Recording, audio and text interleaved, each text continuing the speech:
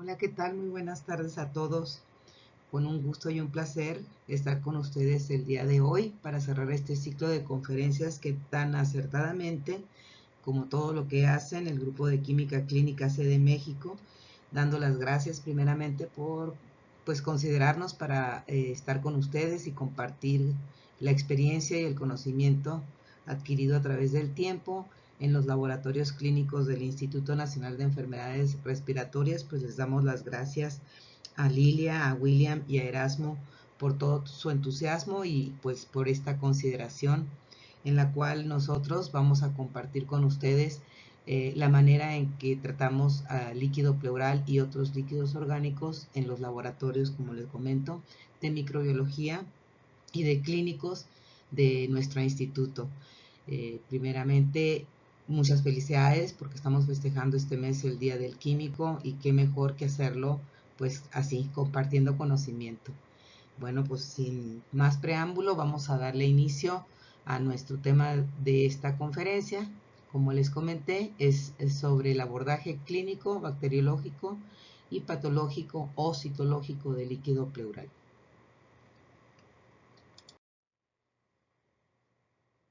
En esta ocasión nos toca al químico Luis Narváez Díaz del Laboratorio de Microbiología y a su servidora, la química María Esther Jaime, todos me conocen como Química TT, hablarles sobre lo que nosotros hacemos en nuestros laboratorios del instituto para abordar estos líquidos.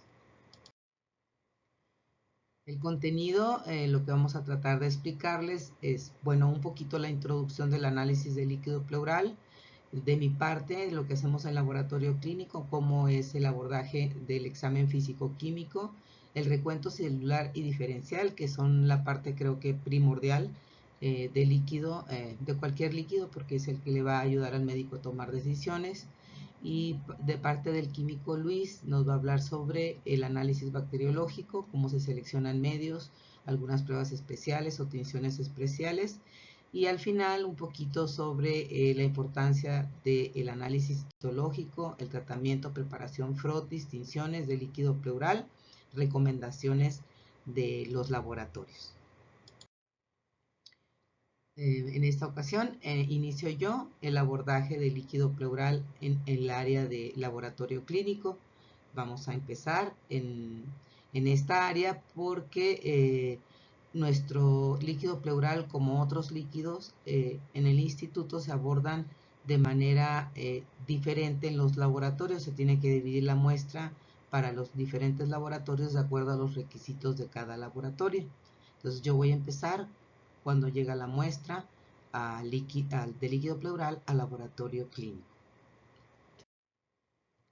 Sin hacer mucho preámbulo y mucho énfasis en la patología o en la fisiología del líquido pleural, porque, bueno, no somos médicos, pero es nada más recordarles lo que es un derrame pleural, bajo qué circunstancias se presenta o qué lo ocasiona.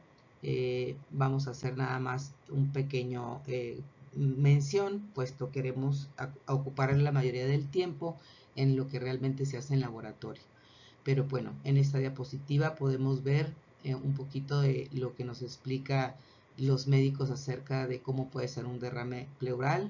En estos únicamente nos están diciendo que puede ser derrames pequeños o un derrame mayor o un derrame medio, dependiendo de lo que esté observándose en la radiografía, y ellos podrán tomar decisiones de hacer una punción para extraer el líquido o no. En esta podemos observar la radiografía, la que solicita el médico cuando llega un paciente y sospechan, bueno, que hay un derrame pleural y que tienen que tomar la decisión si van a puncionar o no para poder hacer los estudios específicos de cada una de las muestras. Este es un algoritmo que utilizan en las áreas de urgencias cuando por primera vez llega un paciente con sospechas de derrame pleural. Es importante que lo revisemos porque yo creo que parte de aquí es donde entra en acción los resultados de laboratorio. ¿Sí? Dice el derrame pleural, lo que se le va a hacer al paciente es una radiografía de tórax o bien un ultrasonido torácico para ver qué cantidad de líquido derramado se encuentra en la cavidad torácica, en la pleura, porque es la toma de decisiones. Dice que mayor de 10 milímetros de esa imagen que se ve del derrame tendrían que hacer una punción, una toracocentesis. En caso de ser menor, solamente se queda en observación. Al realizar la toracocentesis, que es la punción directa o guiada por ultrasonido sobre donde se presenta ese derrame, se va a hacer la extracción del líquido. Y ahí en la primera área de urgencias se mide el pH. Lo menciono porque nosotros no lo hacemos en laboratorio, lo hacen directamente los médicos. Lo que hacen es tomar las muestras, dividirlas en los diferentes recipientes que cada uno de los laboratorios solicita y los envía con sus solicitudes para que nos lleguen a nosotros. Entonces dice aquí envío de líquido para el estudio citoquímico, citológico y el cultivo. Por eso es que el abordaje es multidisciplinario, porque en los institutos, o por lo menos en el INER, se trabajan con 3 laboratorios diferentes: clínicos, microbiología y patología. Aquí van a tomar la decisión dependiendo del resultado, decir si es un exudado o un trasudado, porque el abordaje sería diferente. En el caso, dice, de que sea trasudado, las causas más comunes, que son las insuficiencias cardíaca, renal y hepática, la decisión es diuresis y observación. Y si es exudado, entonces sí se toma otra decisión, que sería, ejemplo, si nosotros decimos que hay un predominio linfocítico en esas células que hay en el líquido, o un predominio polimorfo nuclear, es muy importante que nosotros sepamos que ellos van a tomar una decisión. Por ejemplo, si es linfocítico y que sospechan que es malignidad, algún cáncer o tuberculosis, la ruta sería una biopsia pleural o guiada, o solicitar otras pruebas, como es la prueba de ADA, adenosindesaminasa, el interferón y la PCR, si sospechan de tuberculosis. Y si es un predominio de polimorfo nuclear, que están sospechando más bien de algo paraneumónico, un empiema, algo infeccioso, se determina una ruta diferente, como es el tratamiento. Aquí es un tratamiento antibiótico, la colocación de la sonda endopleural, para poder quitar todo ese derrame, y posteriormente le van a estar haciendo algunas tomografías para saber que se va resolviendo este derrame. Y acá, como les menciono, es biopsia. Entonces nuestro reporte final de tipo de células hace que el médico tome la decisión entre hacer una biopsia o simplemente poner una sonda endopleural. Por eso, para mí, y como les comentaré en la diapositiva que corresponda, es muy importante que nosotros hagamos una buena diferenciación de las células que estamos observando en los líquidos, en cualquier líquido. Y en esta ocasión, bueno, yo voy a hacer mucha recomendación sobre el líquido pleural. Aquí en esta diapositiva únicamente se las pongo para que vean, no es nuestra misión hacerlo, pero cómo se realiza la toracocentesis, la obtención de líquido pleural. Aquí vemos a la paciente sentada, reclinada hacia enfrente, y la punción con algunas agujas especiales para empezar a drenar la cantidad máxima de líquido que se puede obtener en esta punción. Posteriormente el médico va a dividir los tubos para mandarlos a los diferentes laboratorios de acuerdo a las especificaciones de cada uno de los laboratorios. Desde aquí empezamos a ver en el líquido pleural los diferentes aspectos o colores que se pueden reportar a la hora de hacer esa diferenciación en nuestras notas en el reporte final del líquido. Se dice que el tubo número 1 de esta toma de muestras se utiliza para pruebas bioquímicas y serológicas, porque es la primera parte de la muestra que menos se ve afectada por la sangre o bacterias que podrían introducirse como resultado de la punción. Es importante, aquí cabe mencionar que, por ejemplo, para el laboratorio de clínicos, Sumamente importante que esa muestra llegue lo más pronto posible, porque mientras más rápido lo hagas, dentro de la primera hora o 2 primeras horas máximo, los resultados son bastante confiables. A que la dejen la muestra sobre alguna mesa y tarden horas en llevarla a los laboratorios, pues eso obviamente afecta a los resultados. En esta observación es que la temperatura de conservación sería la refrigeración o la congelación. En el caso del laboratorio, de las muestras que llegan de urgencias, generalmente pues menos de una hora ya están en el laboratorio para ser tratadas. El tubo número 2 se utiliza para el recuento celular porque es porción de la muestra que menos probabilidades tiene de tener presentes células provenientes de la punción, y su temperatura de conservación obviamente es el ambiente. Cabe mencionar que para un recuento celular exitoso es importante que recomendemos al médico que esa muestra sea conservada en un tubo que tenga heparina para que no haya formación de fibrina y afecte el conteo final del número de células que estamos viendo. ¿Ok? Y ahorita les voy a platicar un poquito más sobre este tip muy importante de la fibrina. El tubo número 3 se emplea para las pruebas microbiológicas, especialmente el cultivo. También es un tubo estéril que pide el área de microbiología. Y por otro lado, uno de los laboratorios muy importantes es el de citología o patología, que ellos piden un recipiente con un conservador de células, un líquido especial que preparan ellos que se llama carbo wax para poder conservar las células. Y entonces el médico pues ya sabe, ¿no?, que tiene que ser diferentes tubos, diferentes recipientes o conservadores para poder obtener un resultado confiable de cada uno de los laboratorios. Esta es una tabla de las guías internacionales que se recomienda la recolección de los líquidos, y esta también está adoptada en el instituto para poder recolectar, como les comenté en la diapositiva anterior, el líquido pleural en los diferentes laboratorios. Entonces esta es una guía más o menos para el médico, donde dice para cada tipo de examen cuál es el volumen mínimo, cuál es el recipiente recomendado y a qué laboratorio va.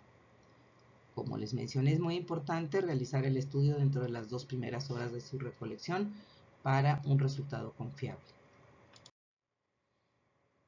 Vamos a comenzar entonces, si ya llegó la muestra al laboratorio clínico, el primer examen sería el físico-químico del líquido pleural. Desde esta diapositiva ya empezamos a ver algunas fotografías sobre los líquidos que llegan al laboratorio. Aquí en esta podemos observar en la primera del lado izquierdo una jeringa donde se obtuvo un líquido que se le ve francamente la formación de fibrina.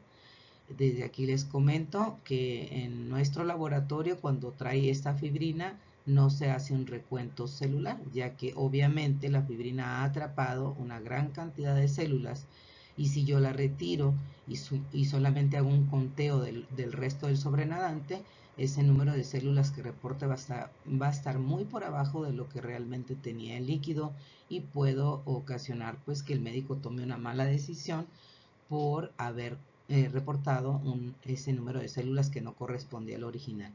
En este caso se menciona que no se hace el recuento celular por la presencia de fibrina.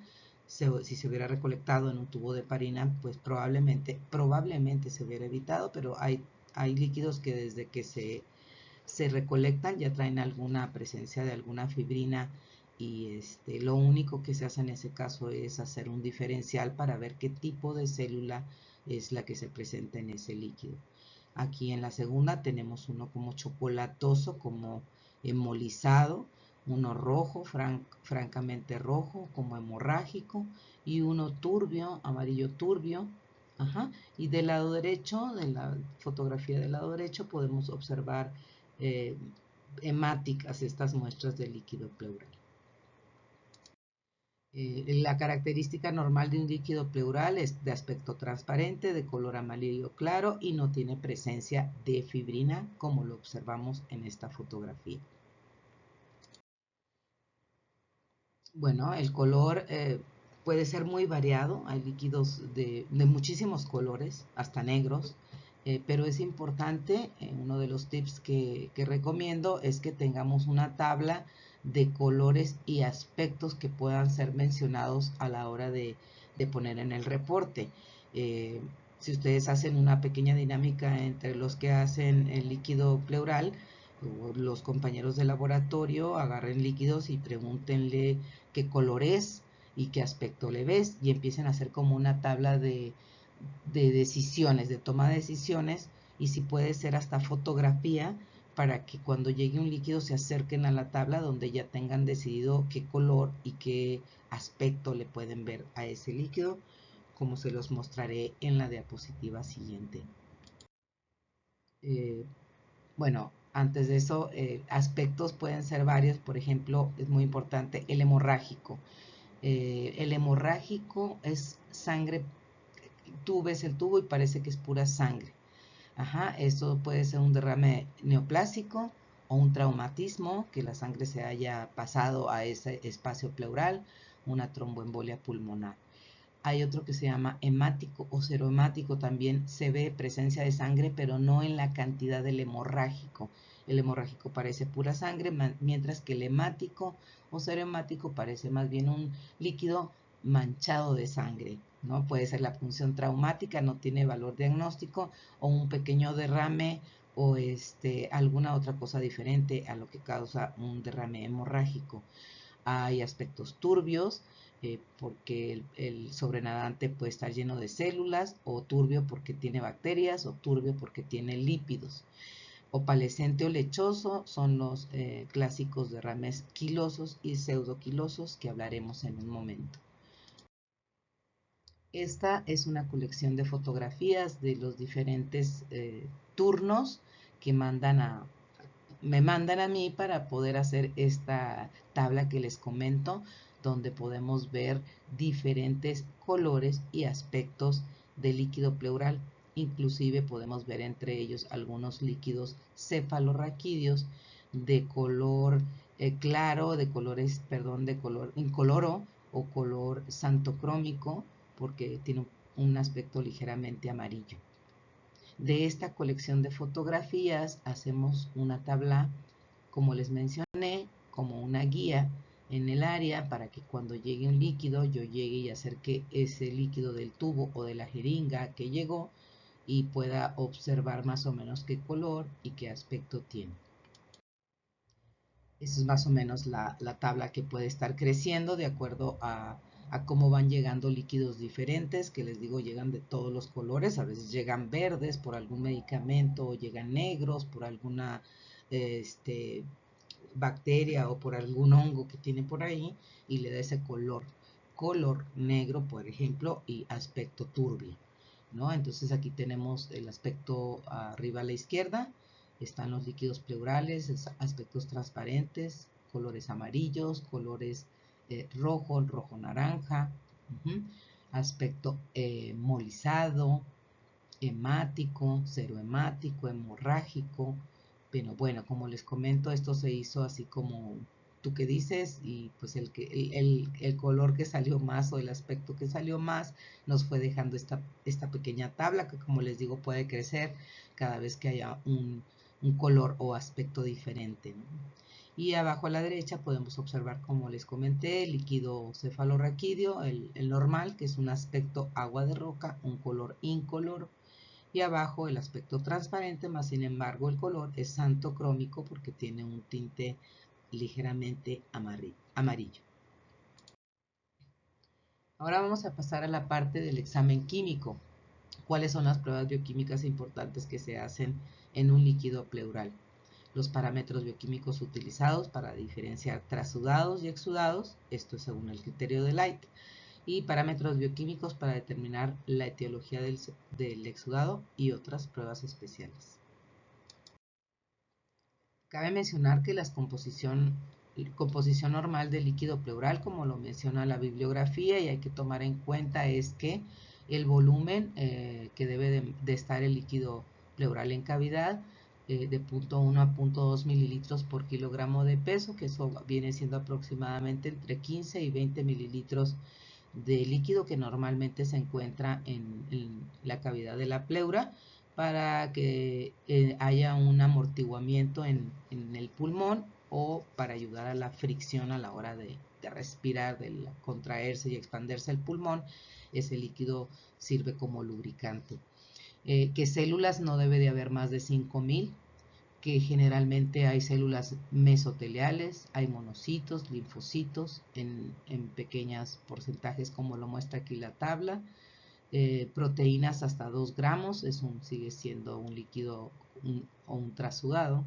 Albúmina el 50 a 70% con referencia a la albúmina sérica. La glucosa, que debe de ser casi igual a la del plasma o un poquito menor. DHL debe ser menor al 50% del plasma. Los criterios Light siguen funcionando desde 1972, que salió la publicación acerca de este médico que generó estos criterios para poder diferenciar entre un exudado y un trasudado. De las pruebas más importantes de los criterios Light siguen siendo las proteínas del líquido pleural, la DHL total, que son generalmente pruebas que vienen en el perfil bioquímico de la mayoría de los líquidos, que nos hacen pensar en algunas patologías. Aquí lo que dice criterio Light es que se debe de hacer un cociente entre el resultado de proteínas del líquido pleural y de proteínas en el suero, igual para la deshidrogenasa láctica, o bien una DHL mayor a 200 unidades internacionales. Nos habla también de que estamos enfrentándonos a un exudado. Además, puede ser también de las pruebas mencionadas, la albúmina, la diferencia, el diferencial entre albúmina en plasma y albúmina en pleura, colesterol, bilirrubinas, que no son comunes en el perfil bioquímico, pero si el médico lo pide, hay que hacerlo porque es parte de los criterios Light que los apoyan para tomar la decisión de decidir si es un exudado o un trasudado. Vamos a seguir hablando de las pruebas bioquímicas de importancia en el laboratorio de líquido pleural, y la primera de ellas sería la glucosa. En el laboratorio, el perfil para líquido pleural bioquímico establece que se debe medir glucosa, colesterol, triglicéridos, la deshidrogenasa láctica, las proteínas totales y la adenosine-desaminasa. Esto de cajón se hace en todos los líquidos pleurales que llegan al laboratorio. La glucosa nos va a decir si se presenta alguna posibilidad de presencia de bacterias, porque se consume, y entonces la glucosa estaría mucho más baja con respecto a la glucosa sérica. ¿Okay? Y se disminuye en artritis reumatoide, en empiema, en derrame maligno, en ruptura esofágica. El valor normal es igual a la glucosa plasmática. La deshidrogenasa láctica, las concentraciones elevadas hacen diagnóstico de exudado, más de 10.000 unidades, puede ser un derrame pleural paraneumónico. Y también sirve para indicar la intensidad de la infiltración y evalúa la evolución de la patología pleural, ya que en el transcurso de tantos días que esté el paciente en el hospital, se vuelve a sacar líquido pleural para saber si ya hubo una mejoría en los valores de estos analitos bioquímicos que están dentro del perfil. Mencionamos que el valor normal debe ser menor al 50% con relación a la DHL plasmática. Las proteínas totales es la principal, que nos dice si es exudado o trasudado. Y les mencioné también que el valor normal es menor a 2 gramos en el caso de los trasudados. Más de 2 gramos por decilitro, le está indicando al médico que posiblemente se encuentre frente a un exudado. De las pruebas que están en laboratorio son el colesterol y triglicéridos, ya que ellos sirven mucho para que puedan diferenciar que están frente a un derrame quiloso. ¿Ok? Entonces, normalmente se hacía solamente el colesterol, pero con una tesis que se hizo hace como unos 5 años, 6 años, un neumólogo del instituto vio que los reportes de eh, quilotórax en el instituto, que es un hospital muy dedicado a todo lo relacionado a patologías del pulmón, se reportaban menos del 5% de derrames quilosos, y según la bibliografía existe un 6-7% de derrames quilosos. Entonces le llamó la atención y empezamos a hacer un estudio sobre la detección de este derrame quiloso. Normalmente se conoce como un derrame o un líquido pleural en forma de, se parece leche, blanco, ¿sí? Y entonces eso les decía que estaban ante un derrame quiloso, pero también se sabe que no necesariamente tiene que ser así, y que el aspecto puede ser amarillo o ligeramente turbio, y están también ante un derrame quiloso. Pero para ello, además de medir el colesterol, se debían de medir lo que define un kilotórax, que son kilomicrones. Y los kilomicrones se miden por otra técnica que no está implementada en el laboratorio, que es cromatografía en agar, en placa de agar, y además se necesitan otros instrumentos como pesos moleculares, etcétera. El caso que no era muy práctico, ni encontramos quien los hiciera cerca de nosotros, por lo que nos dimos a la tarea realmente de medir más bien triglicéridos, y también hay bibliografía que dice que cuando los triglicéridos están entre 50 y 110 también puede hablar de un kilotórax, pero como no se miden normalmente o en la rutina, pues pueden pasar desapercibidos, y realmente nada más quedaban el aspecto para poder determinar que había un kilotórax. Es por ello que, debido a esta tesis y encontrándose que se aumentó la detección de los kilotórax, la prueba de triglicéridos es dentro del perfil bioquímico del líquido pleural, ya se hace de rutina en el laboratorio de nosotros. Las causas de kilotórax, como lo menciona aquí en la diapositiva, puede ser por una lesión traumática o no del conducto torácico.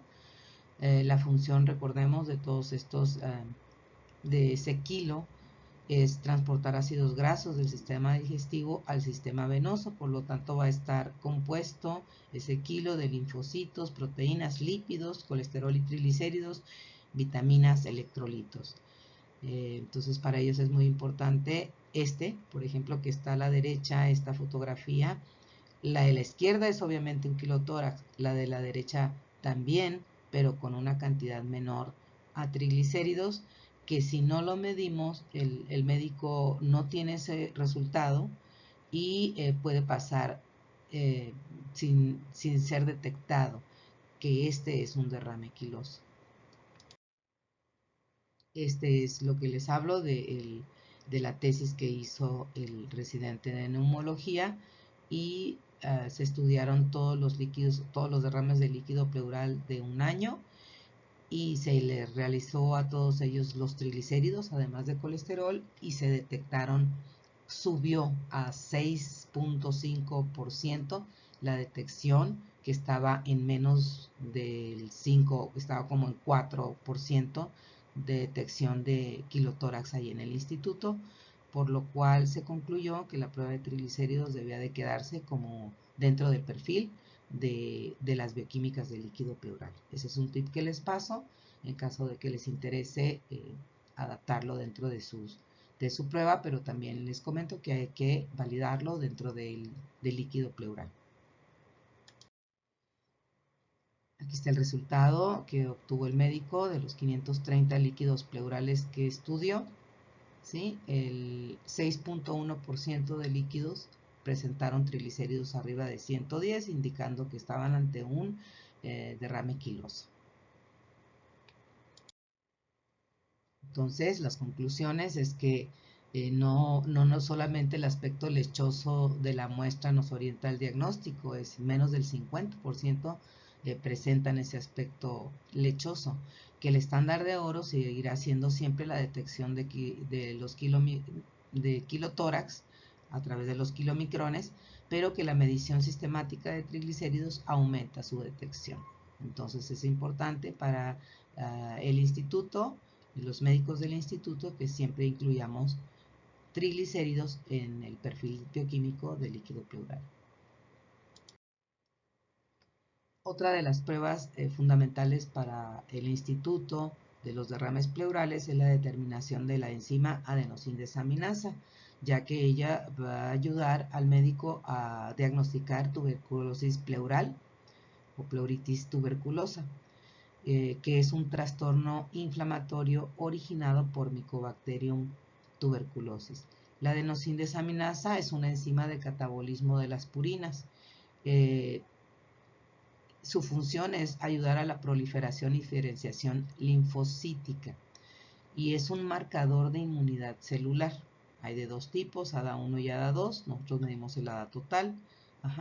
Y esta enzima se encuentra generalmente en todos los citoplasmas de las células mononucleares. Esta es la función, ayudar a la inmunidad celular, ¿sí? A proliferar y diferenciar la serie linfocítica. Esto, adenosíndesaminasa, todos lo tenemos, todos los que tenemos monocitos o linfocitos, en ese citoplasma está adenosíndesaminasa. Lo que pasa es que en el derrame pleural, si es ocasionado por una micobacteria, la micobacteria hace que se despierte una inmunidad celular, de preferencia monocítica. Entonces, al nosotros detectar o medir si hay adenosíndesaminasa en ese líquido que nos llevan y vemos que hay una cantidad mayor a la del punto de corte, el médico sospecha que hay la posibilidad de que haya micobacteria porque generó esta respuesta tipo celular. No es que la produzca la bacteria, la enzima. Como les comento, esta enzima todos la tenemos, pero en condiciones normales no está en el líquido pleural. Entonces es como una detección indirecta de que lo más probable es que quien esté causando ese derrame sea una micobacteria, porque es la que despertó esa respuesta celular tipo monocítica, linfocítica. Y obviamente en ese diferencial de esas células vamos a encontrar un mayor número de células mononucleares más que polimorfonucleares, que es otra de las ayudas que le da el médico. Cabe mencionar que las muestras de líquido pleural que son empiemas o que son hemorrágicas, no se recomienda hacer la prueba porque va a salir muy alta, porque obviamente hay muchas células que tienen y van a contribuir a que esa concentración de adenosíndesaminasa aumente. Entonces, para que no se equivoque el médico y que yo le pueda reportar una adenosíndesaminasa mucho mayor al punto de corte, que ronda entre 26 y 30 unidades, yo puedo reportar en presencia de empiema o de que haya muchos polimorfonucleares y mononucleares y linfocitos, por ejemplo, en un derrame hemorrágico, puede haber una ADA hasta de 150 y eso no le va a ayudar para nada al médico. Entonces, no es la prueba primordial o importante para poder determinar que es un diagnóstico de tuberculosis pleural cuando son este tipo de muestras. Se recurrirá entonces a otra, como sería un GeneXpert o un PCR, pero no la adenosíndesaminasa. Esto es más bien para otro tipo de líquidos con menos presencia de células provocadas por el empiema o por una muestra hemorrágica. Como les comenté, el punto de corte está entre 26 y 30 unidades. Se están haciendo estudios con un número mayor de líquidos pleurales positivos, pero que también tengan positivos biopsias, cultivos de biopsias, que es la prueba, el estándar de oro para detectar la presencia de micobacteria y poder originar un punto ese está ligeramente bajo, como comentan los médicos, bueno, pero se hizo como con 2000 líquidos pleurales y se fueron discriminando hasta obtener únicamente los que conjuntamente con cultivos de biopsia o PCRs positivas nos podrían aportar una N para poder determinar este punto de corte. ¿Ok? Estudios adicionales que se hacen en líquidos pleurales que no están en el perfil de rutina, pero que pueden pedirse a solicitud del médico porque están sospechando de alguna otra patología, son los siguientes. Los marcadores tumorales como antígeno carcinoembrionario o el CA15-3 en alguna neoplasia de mama, sí se hacen en el líquido pleural porque orientan al médico a un diagnóstico. Otras pruebas como la amilasa, urea y creatinina. En caso de que haya amilasa en ese líquido pleural, el médico está apoyando el diagnóstico para pancreatitis o que haya una rotura esofágica o alguna neoplasia. Y en el caso de urea y creatinina, el médico estará apoyando la presencia de orina en el líquido pleural y puede que sea por un estallido vesical, algún posoperatorio de cirugía abdominal, y que pues no son normales dentro del parámetro de líquido pleural.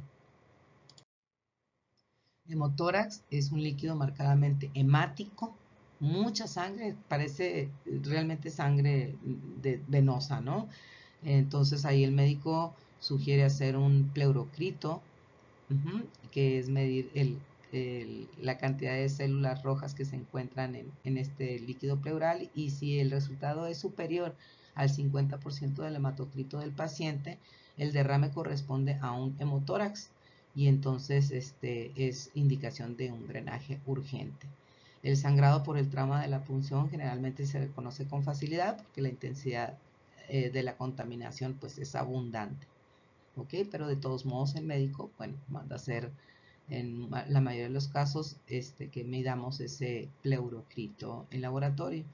Como recomendación hay que tener mucho cuidado de que no lleve algún coágulo porque si lo hacemos en el equipo de hematología se puede tapar. Recuento celular y diferencial, se los mencioné en una de las diapositivas primeras. Es bien importante porque de ello puede haber una diferencia en el abordaje del paciente para su tratamiento. El examen microscópico, es muy importante que el recuento celular no se haga en una muestra que tenga fibrina o presencia de coágulo. Como les mencioné, podemos estar reportando el número de células menores a las que realmente tiene este paciente y en ese caso no procede el conteo y únicamente se hace un diferencial para saber el tipo de células que estaban ahí.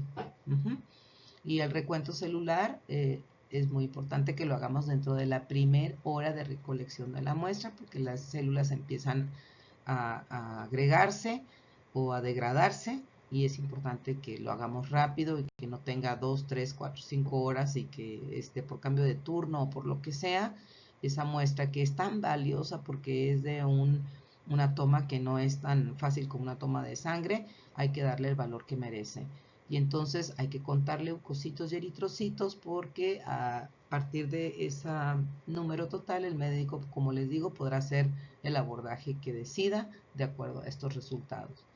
Y las tinciones del frotis, el frotis también es bien importante que lo hagamos de la manera correcta y con la cantidad correcta para no confundir las células porque sufren un aglomerado o son bastante diferentes cuando hay demasiadas células en ese frotis porque simplemente extendimos la muestra, mucha muestra, más si son de empiema o son con un número de células bastante alta, podemos a veces ver hasta más de 100 células en un solo campo y eso no es nada recomendable para poder hacer una buena diferenciación del tipo de células que estén en el líquido.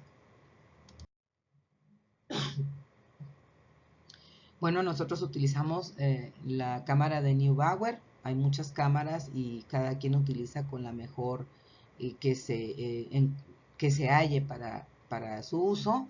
En el caso de laboratorio, usamos la cámara de Neubauer, que es importante que todos conozcamos el principio y la geometría de lo que es la cámara de Neubauer, porque de ahí radica el buen entendimiento que tenemos a la hora de contar las células, en qué cuadro, cuántos cuadros, por qué tantos, qué diluciones debemos de hacer. Entonces, nada más como un repaso, es la cuadrícula de la cámara de Neubauer. Todos conocemos que tienen 9 cuadros, como lo menciona aquí, 3 por 3. Cada cuadro de los 9 cuadros mide 1 milímetro por 1 milímetro. 1 por 1 es 1 milímetro cuadrado, que al colocar el cubremacitómetro hay una pequeña área entre el porta y el cubre que se dice que es de 0.1 milímetro de profundidad. Entonces, si sacamos el área de este cubo, de este milímetro cuadrado, y lo multiplicamos por ese 0.1, resulta que tenemos en uno solo de los 9 cuadros 0.1 milímetro cúbico. Entonces, toda esta área de 9 cuadros, si sumamos cada 0.1 milímetro cúbico, nos da 0.9 milímetros cúbicos, ¿sí? Todo este cuadro, ¿no? Entonces, marcamos generalmente los cuadros que contamos rapidito, que son los 4 de la esquina y del centro, que serían 0.5 milímetros cúbicos. Si nosotros queremos sacar el resultado para 1 milímetro cúbico, bien facilito la regla de 3, pues ese 0.5 lo multiplicamos por 2 para convertir el resultado del número de células en 1 milímetro cúbico. ¿Sí? Entonces, los glóbulos blancos generalmente se cuentan perdón, en las 4 esquinas y en el del centro en 5 cuadros de los 9 que conforman la cámara de Neubauer. Tips para un buen conteo es que cuando hagamos la suspensión de las células del líquido pleural, normalmente lo hacemos de una muestra que no está centrifugada, sino que es la suspensión original de ese líquido, que si vemos que está muy turbia, pues probablemente va a necesitar una dilución, y lo podemos hacer con solución salina, o hay veces que se requiere el líquido de Turk para eliminar los eritrocitos que están ahí. Que es importante tomar 10 microlitros de líquido pleural y poner en ambos lados de la cámara para mantener ese equilibrio en toda la cámara, no solamente de un lado, en ambos lados de la cámara. Estos son tips que ya sabemos, pero de repente se nos pasan. Otro tip es que antes de decidir tomar los 10 microlitros hay que subir y bajar unas 6 veces esa muestra para que esté bastante homogenizada, ¿sí? Y después ya colocarla en ambos lados de la cámara de Neubauer. Que no es de manera inclinada lo correcto, que lo correcto es que lo pongamos lo más vertical posible para que las células no se estén aglomerando a la hora de depositarlas en la cámara de Neubauer. Que hay que empezar a contar los cuadros que hemos decidido que vamos a hacer el conteo. A veces desde que ponemos la muestra decimos, uy, son muchísimas células. A veces por prisa así lo dejamos y hacemos nuestros propios conteos mágicos de rápido, y si tenía uno y lo multiplico por tantos cuadritos y luego por el total. La recomendación que nos hace la literatura es que el conteo debería de ser como de 1000 células por microlitro, no debe de haber muchísimas células en los cuadros, ni diluirlo tanto, ni concentrarlo tanto. Entonces es una recomendación que les doy, que ustedes verifiquen bien que sea un número aceptable dentro de esta recomendación, para que puedan tener un número adecuado de células.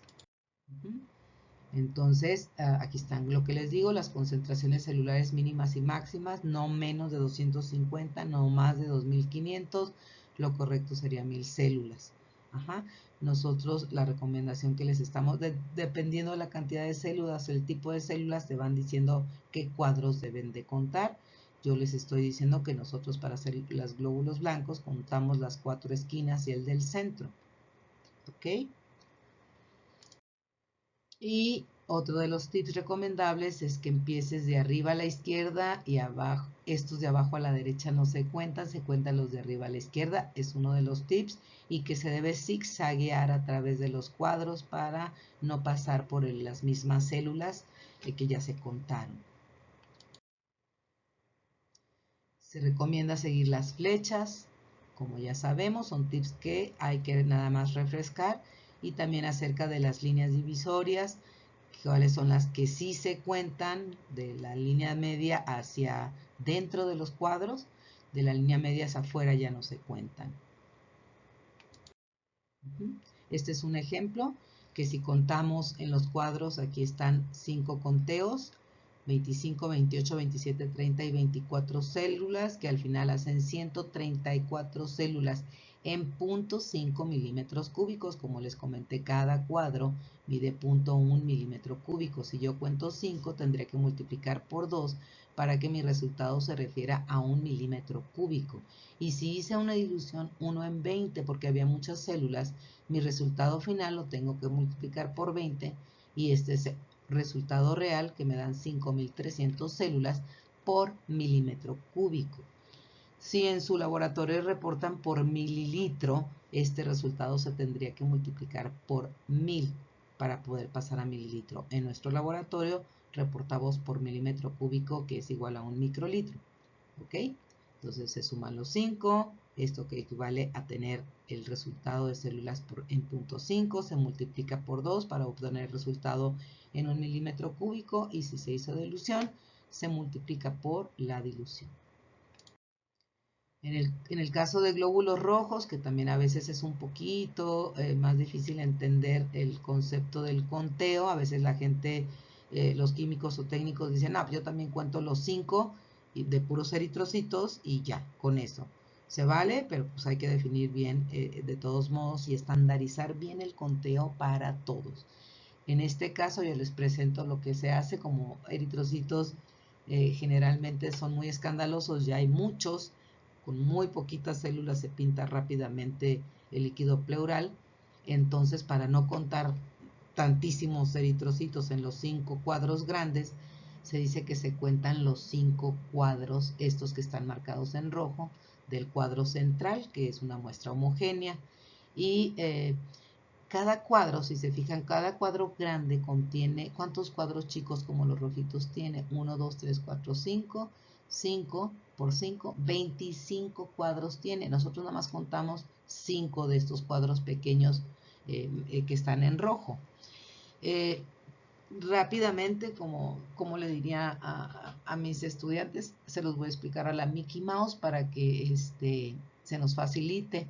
Si cada cuadro tiene 25 cuadritos y hacen 0.1 milímetro cúbico, 1 milímetro cúbico, ¿cuántos cuadros tendría? 250.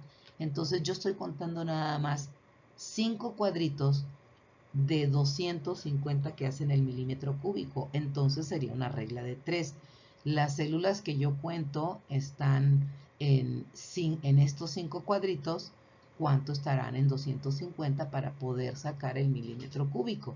Que es básicamente lo que dice toda esta ecuación. ¿Ok? Los 250. Finalmente, cuando haces el conteo, es más fácil que hagas como una regla. 250 entre 50 te da finalmente un factor, y ese factor lo vas a multiplicar por el número de células que contaste en estos 5 cuadritos, y ya te va a dar el número total en 1 milímetro cúbico. Este es un ejemplo, son 141 células. Como te dije, aquí está, mira, si 141 están en 5, ¿cuántos están en 250? Son 7050.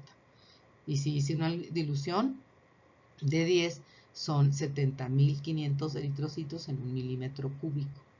Como les mencioné, esto es a lo rápido. Ahí está en una hoja cómo se cuentan tanto leucos como eritrocitos, para que en cualquier turno, cualquiera de los que cuente, lo haga de esta manera y sea más estandarizado el control. ¿Ok? Esto es otro tipo cuando cuentas los 25 cuadros y cuentas todas las células que están en los 25 cuadritos de ese cuadro central, están en 0.1 milímetro cúbico, y entonces si contaste eso en 1 milímetro cúbico, lo multiplicas por 10 y lo tendrás en 1 milímetro cúbico. ¿Ok? Y si asiste dilución, multiplicas por la dilución. Ejemplos de cómo contar. Lo importante es que todos contemos igual. Ejercicio, podemos hacer una revisión sobre un conteo. Todo el mundo lo cuenta, cada quien esconde su número final y se tienen que parecer. El coeficiente de variación entre las cuentas de los que de los técnicos que la hagan o químicos que la hagan no debe de ser grande, y si hay una gran variación es una oportunidad de hacer una mejora en ese conteo celular. Como les mencioné, nosotros usamos la cámara de Neubauer, pero también hay otro tipo de cámaras.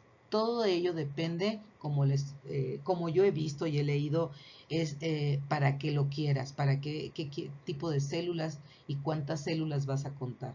Hay líquidos donde las células son muy pocas, como en el cefalorraquídeo, y se recomienda la de Rosenthal. Cada quien, de acuerdo a su experiencia y a lo que quiera, decida adoptar una de las cámaras de Neubauer, cámaras de conteo. En nosotros, a lo mejor la diferencia que podría ser es que hay cámaras con líneas negras y otras con líneas blancas. Para mí creo que las líneas negras ayudan más a diferenciar las cuadrículas, pero como menciono, esto ya es de cada laboratorio, de cada usuario, pero sepan que hay diferentes cámaras, que hay que leer la bibliografía de que para qué sirve cada una, hay que revisarlas, hay que pedir una prueba para que hagan una buena toma de decisión a la hora de comprar las cámaras a utilizar. Estas son las de Burker, la de Burker Turk. Yo las busqué en bibliografía para ver de qué se trataban. Al final de cuentas, todo es geometría, como les dije, de saber hacer áreas en estos cubos y contar el número de células que están en estos cuadritos, ¿sí? Y dar un buen número real de células que está presente en el líquido para el diagnóstico del médico. Estas son las de Inajet, de la Malassez. Se las pongo nada más para que conozcan qué son. Muchas no las conozco, las estuve revisando, pero finalmente entiendo eso. Una vez que sabes para qué son tanta rayita y tanto cuadrito y a qué equivale, lo único que quieren saber es cuántas células hay en 1 milímetro cúbico. Ahora vamos a hablar de la elaboración de frotis, que es otro punto muy importante. Como les dije, no tenemos a veces mucha experiencia en células diferentes a las que conocemos. Conocemos muy bien polimorfos, monocitos, linfocitos, eosinófilos, basófilos, pero cuando las células empiezan a mostrar una morfología diferentes a las que comúnmente vemos, se nos hace un poco más difícil decir qué son. Pero bueno, yo aquí les traigo algunos tips y espero que les sirvan. Les voy a platicar dos técnicas para hacer el frotis, que a través de todos estos años he entendido. La mayoría de los años trabajé con frotis como lo conocemos, que es trabajar con el sedimento después de hacer la centrifugación del líquido, que por cierto en laboratorio se hace a 1000 revoluciones, 10 minutos. Separamos el sobrenadante, se manda al área de bioquímica y el botoncito que queda se hacen los diferentes diferenciales. Ahí es donde les digo que es bien importante, como dice aquí, agitar muy bien esa gotita, ese sedimento que vas a utilizar. A veces está tan cargado de células que nuestros frotis quedan a la hora de verlo al microscopio muy cargado de células que a veces hasta parecen, si tenemos prisa, hasta aparecen linfocitos, los polimorfos, y así los podemos detectar.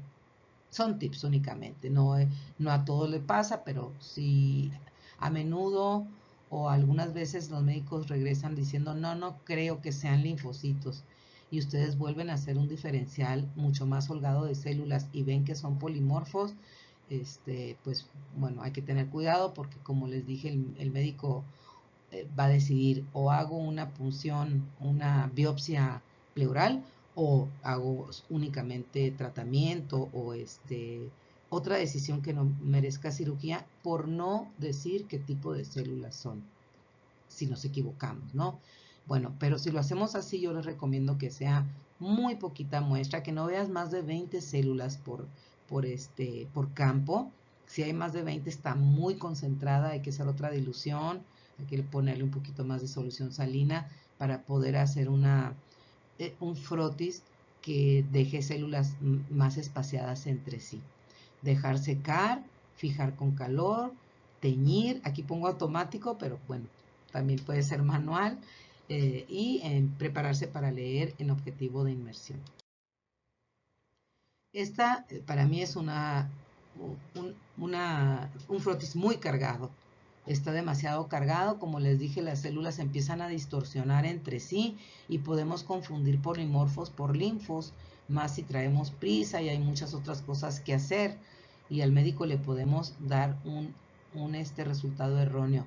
No podemos ver células mesoteliales o macrófagos que andan por ahí, que es normal que los veamos, o diferenciar bien, como les dije, polimorfos de linfocitos. Estas células pues se ven como si fueran linfocitos, pero a lo mejor bien separadas ya empiezan a ser realmente polimorfos. No sé, pero aquí para mí es una muestra demasiado cargada y cuando este tipo de frotis se los enseño a nuestras compañeras o compañeros de patología que nos ayudan mucho con la citología, nos dicen que está muy feo nuestro frotis. Obviamente ellos tienen una técnica que tiene preservan la morfología celular de manera estupenda. Cuando vemos sus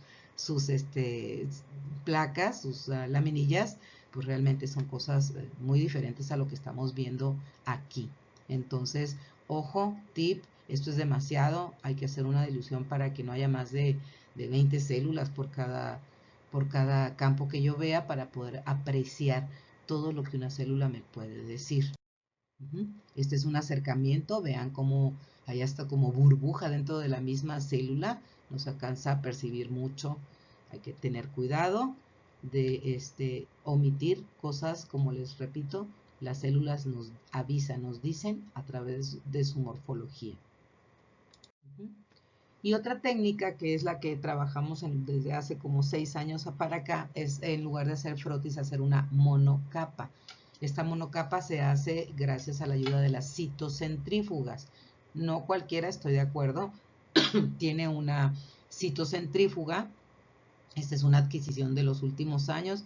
Para mí una gran adquisición que nos ayuda tanto a hacer la monocapa como a hacer una tinción, porque tiene dos funciones este equipo. Ahorita se los voy a mostrar, pero déjenme decirlo que dentro de las cosas buenas que tiene la citocentrifugación es que concentra las células, minimiza la distorsión celular y produce una monocapa de células en una área de 6 milímetros de diámetro en este círculo, no en todo el portaobjetos como la lengua de gato que se hace a la hora de hacer el frotis, sino en este pequeño círculo se concentran las células, ¿sí? Se dispersan de manera aleatoria en una pequeña área y puede realizar un diferencial que permite subclasificar las células nucleadas. Las células se concentran aproximadamente 20 veces. En los líquidos cefalorraquídeos es una chulada, porque cuando tienen pocas células, los líquidos cefalorraquídeos, si tú ves, no sé, 20, 40, 50 células, y quieres hacer un frotis, no, bueno, una célula por campo. Y en este equipo se concentran y entonces puedes ver hasta 10 células por campo y contar muy rápido.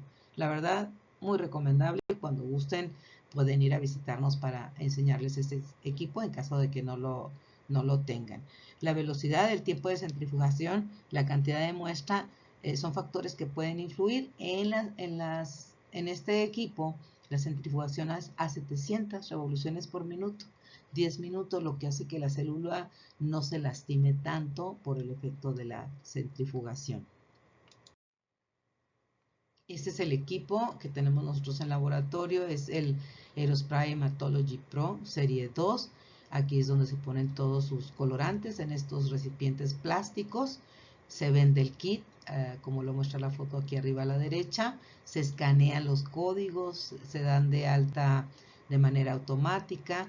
Tiene tanto para hacer la monocapa, que es este rotor de abajito a la derecha, con unos filtros especiales y unos pequeños casetitos donde se pone la muestra, que son 200 microlitros de una suspensión que ajustas para que tenga células entre 200 y 300 mil células en esos 200 microlitros, asegurando que esa concentración de células te va a proporcionar una monocapa que cada vez que la pases al microscopio a ver no tenga más de 20-30 células por campo, y entonces puedas percibir de mejor manera las células. Una vez que terminas de hacer la monocapa, lo vas a pasar al rotor para tinción, que es el siguiente rotor que está aquí arribita a la izquierda, y lo vas a poner de la manera como está aquí en la figura, para poder meterlo para hacer tu tinción.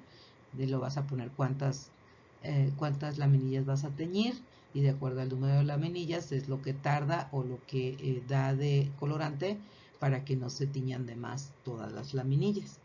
Así es la técnica de spray que tiene el equipo para tinción. Las tinciones pueden ser varias, pueden ser Great Gemsa, Make Ruganwald de Gemsa, es la que utilizamos ahí en laboratorio para hacer estas tinciones, tanto de líquidos como todas las laminillas de hematología para hacer los diferenciales se realizan aquí en el Aerospray Hematology Pro. Esta es visto desde arriba, el rotor para poder hacer la monocapa. Estos son los aditamentos plásticos lavables. Lo que no es lavable es el filtro, este filtrito blanco. Hay filtro blanco y hay unos filtros color beige, son diferente grosor.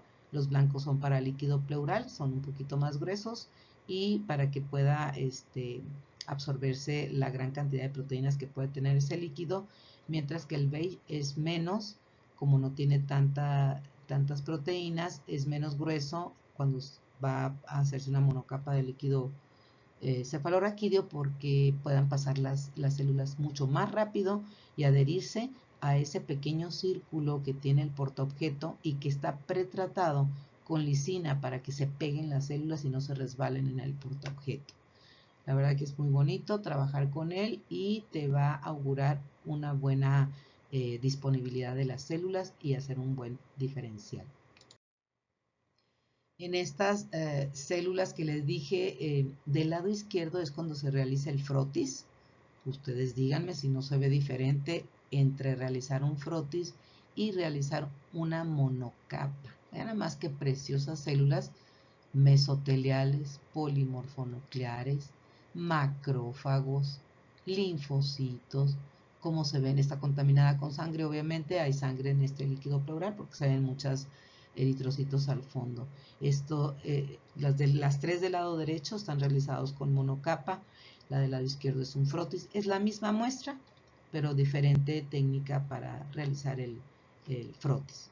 Esta de aquí, la de abajo, pues se ven súper bonitos los linfocitos, algunos monocitos, algunos polimorfonucleares. Este es un acercamiento donde les digo que es lo que vas a ver al microscopio con mucho mayor resolución que las de arriba. Estas son algunas de las células que podemos observar en un líquido pleural.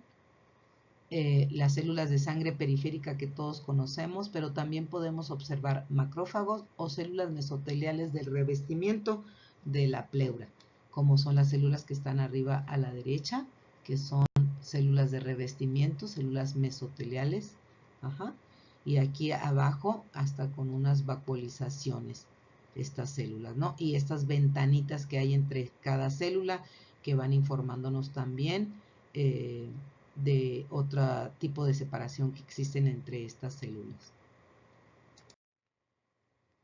Las etiologías más frecuentes de los predominios celulares Cuando vemos linfocitos, el médico piensa que está ante una neoplasia o tuberculosis. Algunas otras de la columna del lado derecho. Cuando hay neutrófilos, está pensando en un derrame paraneumónico, en una pleuritis aguda, un empiema. Cuando hay eosinófilos, hay una toracocentesis previa, o hay contaminación por sangre, o hay aire intrapleural, o puede haber una enfermedad de Creutzfeldt-Strauss, una infección por hongos. Hematíes, hay un traumatismo, y otras como embolia pulmonar, etc. Las células mesoteliales, es bien importante detectarlas y determinarlas, contarlas también. Normalmente el diferencial lo hacemos con base a lo que hacemos en un frotis sanguíneo. Se cuentan 100 células y se dice tantas de células mononucleares y tantas de células polimorfonucleares, lo que veas. Y si ves células mesoteliales, dices, no van dentro del 100%. O sea, dentro del 100% de las células que conoces como las células sanguíneas, puedes mencionar, y se observan 3, 5, 10, 15% de células mesoteliales. O sea, al lado de ese 100%, no las incluyes en el porcentaje de las células normales, son aparte, ¿ok? Eso es bien importante para decírselo al médico. Decir que hay este tipo de células u otras, no hay que omitirlo, no hay que generar brincocitos dentro de nuestro diferencial. No somos especialistas, la mayoría de los químicos, en hacer este diferencial de células, no solo de las células mesoteliales, sino también de células neoplásicas. Lo importante es que no dejemos de decir que hay células así. Si no sabemos qué son, casi te puedo decir, pues hay 10% de células que no sé qué son, pero hay. Y le das la oportunidad al médico de que las mande a patología. Son células de gran tamaño, citoplasma azul, núcleo fulano, se le observan vellosidades, están o agrupadas, no están agrupadas, no son de las conozco, pero las menciono. Eso sí es bien importante, no dejarlas pasar, no hacer brincocitos de las células. Mencionar que hay y que podemos sugerir que la manden a patología porque no conozco ese tipo de células. Las células mesoteliales pueden mostrar alteraciones de tipo degenerativo originadas por anomalías como cirrosis, esclerodermia, insuficiencia cardíaca o fenómenos inflamatorios de cualquier origen. O sea que dejan de ser las normales que conocemos para empezar a degenerar este tipo de células mesoteliales. Puede haber acúmulos de células mesoteliales que plantea un diagnóstico diferencial, como en el caso de los adenocarcinomas. Sin embargo, en la práctica rutinaria es conocido que las variaciones en la morfología de las células mesoteliales crea gran potencia de falsos positivos. A veces son células de tipo del adenocarcinoma y a veces son células únicamente agrupadas. No se estresen, yo lo único que les recomiendo es, si no reconocemos, pero si las vemos, sugerir que se mande a patología este líquido pleural, porque hay células que no son normales o en cantidades normales que deben de estar en ese líquido. Estos son de bibliografía, que muchos de ustedes seguramente los han visto, pero para que vean qué variedad tan amplia podemos obtener de células en un líquido pleural. Mesoteliales, macrófagos con eritrocitos dentro de él, vacuolados, macrófago con dentro una célula plasmática.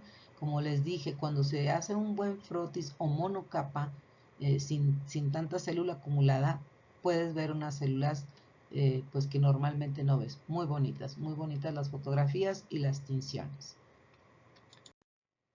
Otro tipo de células, mesoteliales, reactivas, ya no las chiquitas, bueno, generalmente son grandes, pero estas son súper grandes, y otras células neoplásicas que tienen como un aspecto de tercera dimensión, como mencionan las patólogas. Únicamente, nuevamente, mencionen qué hay. Si no sabes qué tipo de célula, nada más menciona, hay células que requieren de patología, porque no son del Sí, ahí están las normales, chiquititas, las que conocemos, linfocitos, polimorfos. Y estas decimos, no, hombre, quién sabe, síguele. No, no, no, no. Y se observan este tipo de células gigantes con núcleos excéntricos, citoplasma difuso. Con eso que le digas al médico, va a poner más atención de no dejar ir al paciente porque hay algo en su líquido pleural. Bueno, y finalmente, nada más algunos otros tips. Bastan, como les dije, poquitos eritrocitos para dar una coloración rojiza al líquido pleural. El 15% de los trasudados y más del 40% de los exudados tienen entre 5.000 y 100.000 hematíes. Es importante contar el número de células en este tipo de muestras, no en las hemorrágicas, no en las empiemas, porque son incontables, pero en la que nos marca una diferencia entre que sí hay y no hay alguna alteración, pues sí hay que hacer un conteo porque seguramente en el transcurso de los días van a estar pidiendo otro conteo para ver si va mejorando o se va disminuyendo este número de células, diciéndole al médico que hay éxito en el tratamiento. ¿Ok? Entonces, esas son algunas de las cosas, se las dejo por aquí, tips para leer sobre los números de células en los líquidos. Estos son en cuanto a los eritrocitos.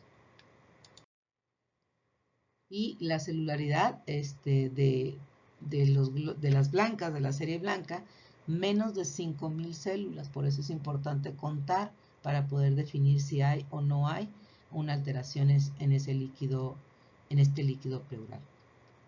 ¿Okay? Otra de las cosas que le mencioné, cuando es el aspecto que realmente ves que es sangre, se dice aspecto hemorrágico. Cuando hay un tinte de sangre, se dice que es serohemático. Esa es la diferencia entre hemorrágico y serohemático en el aspecto de los líquidos pleurales. Por último les dejo, esta es nuestra plantilla de colectar toda la información acerca del líquido pleural, donde ponemos tanto el examen físico, químico y microscópico para que quede asentado cualquier situación que quieran revisar los médicos. Vamos a las bitácoras, vemos quién lo realizó, cualquier situación, aquí está toda la información que queda registrada ahí en el área de líquidos orgánicos del laboratorio. Y nada más mencionar que en el instituto trabajamos la mayoría de los líquidos que nos llegan, de los 5 que hacemos, es el pleural, por eso digo que es la casa de los pleurales, y después le sigue el líquido cefalorraquídeo. Pero pleural es el pan nuestro de cada día, todos los días tenemos líquidos pleurales que nos permiten hacer una gran cantidad de estudios de tesis sobre el uso, manejo, abordaje del líquido pleural en el laboratorio clínico.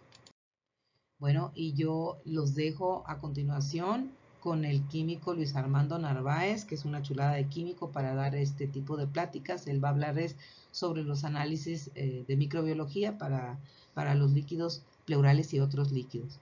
De mi parte es todo, quedo a sus órdenes, soy la química María Esther Jaime, me pueden encontrar ahí en el laboratorio del INER. Y pues les deseo una muy feliz Navidad a todos porque este es el mes de la Navidad, estamos a diciembre del 2019 y bueno, feliz Día del Químico también para todos. Muchísimas gracias al Grupo de Química C de México por haber considerado y que tengan un excelente fin de año todos. Hasta la próxima.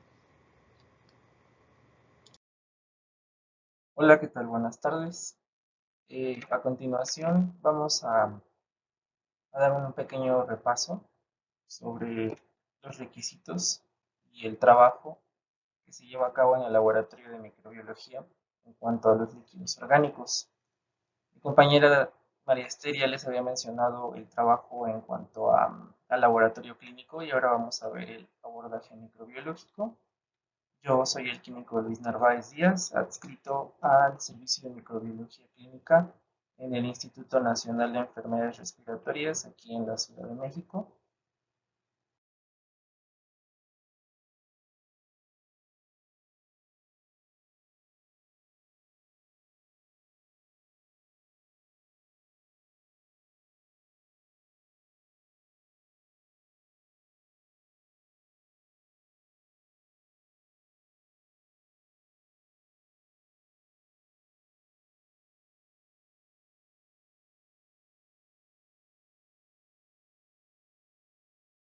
Bueno, para empezar, los líquidos más frecuentes que trabajamos en el laboratorio de microbiología son el líquido pleural, el líquido cefalorraquídeo, el líquido peritoneal, el líquido sinovial y el líquido pericárdico. El más frecuente de ellos en el instituto es el líquido pleural debido a los padecimientos respiratorios. Para comenzar vamos a hablar del líquido pleural. El líquido pleural proviene de la pleura, que es una membrana cerosa, la cual cubre el parénquima pulmonar. Normalmente tenemos entre 7 y 16 mililitros de líquido pleural, cual es una cantidad suficiente. Cuando hay un derrame pleural, hay diversas etiologías. Una de ellas es la insuficiencia cardíaca. También puede ser por neoplasia, sospecha de cáncer, enfermedades infecciosas. Bueno, esas son las principales. El análisis de líquido pleural nos va a dar el diagnóstico de alrededor de 3/4 o del 75% de los casos eh, con resolución, por lo cual es importante realizar el diagnóstico clínico. Dentro de ello está el proceso de la toracocentesis, que es la punción pleural y es como se va a extraer este líquido pleural con una jeringa. De hecho, en la imagen que estamos viendo aquí, se las voy a señalar, está la extracción, la recuperación de líquido pleural con esta jeringa. Esta es la toracocentesis, se coloca en esta posición al paciente y se recupera por medio de este dispositivo el líquido pleural. Normalmente al laboratorio llega una pequeña parte del derrame en una jeringa. Usualmente vienen de 10 a 20 mililitros, pero el derrame puede tener hasta medio litro de líquido pleural, cual es un volumen bastante considerable, por lo cual hay que aprovechar la poca parte o la parte representativa que envían al laboratorio para obtener los resultados adecuados. Ahora bien, ¿qué etiología microbiana rodea a los padecimientos pleurales?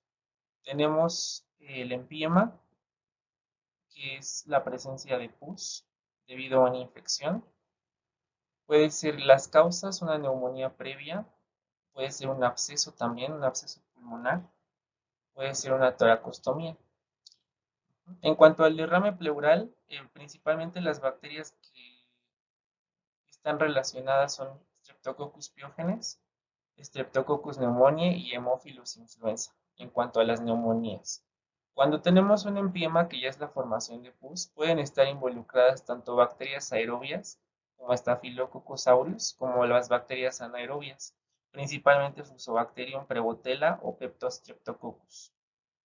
Ahora bien, también se puede generar un derrame pleural por traumatismos o por procedimientos postquirúrgicos. Y aquí puede haber microorganismos de tipo Bacillus gram negativos, también levaduras como Cándida, bueno, y nuevamente Staphylococcus aureus. Como ustedes ven, la etiología es variada, por lo cual es muy importante cultivar los líquidos en diferentes medios para poder aislar tanto bacterias como hongos, levaduras o incluso micobacterias. ¿Qué condiciones preanalíticas consideramos para admitir un líquido pleural dentro del laboratorio de microbiología? ¿Qué presentación debe de tener? Normalmente el líquido viene enviado en una jeringa directa de la punción, es lo que ya les había comentado, que es un volumen entre 5 a 20 mililitros, o puede venir en un frasco de boca ancha estéril. Lo más recomendable es enviarlo directamente de la jeringa, porque si se sospecha o la etiología es de un anaerobio, bueno, las condiciones de la recolección de la jeringa van a favorecer que se recupere el anaerobio, cosa que en el trasvasado probablemente se perdería el microorganismo. Ahora, la temperatura ambiente es importante, no se debe almacenar en frío.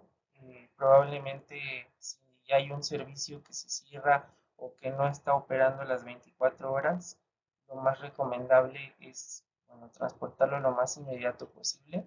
Si se puede al momento después de la punción, mejor, para favorecer la viabilidad de los microorganismos.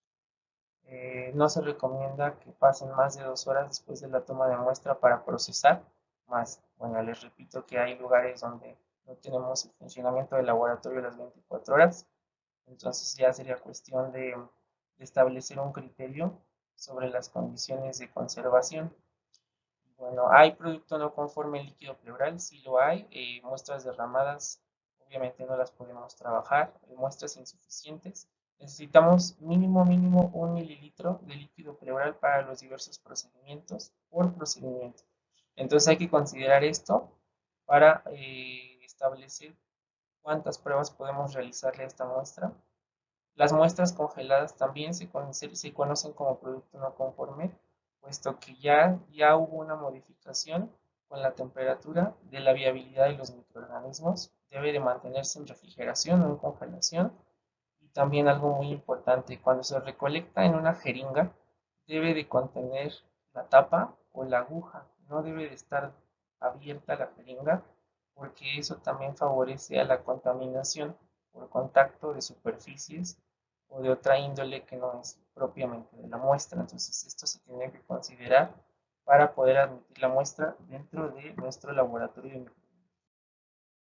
Aquí tenemos diversos líquidos recuperados en el laboratorio de microbiología. Como ustedes ven, los líquidos pleurales tienen diferente apariencia o diferente color. Esto es debido al origen o al padecimiento pleural que se tiene.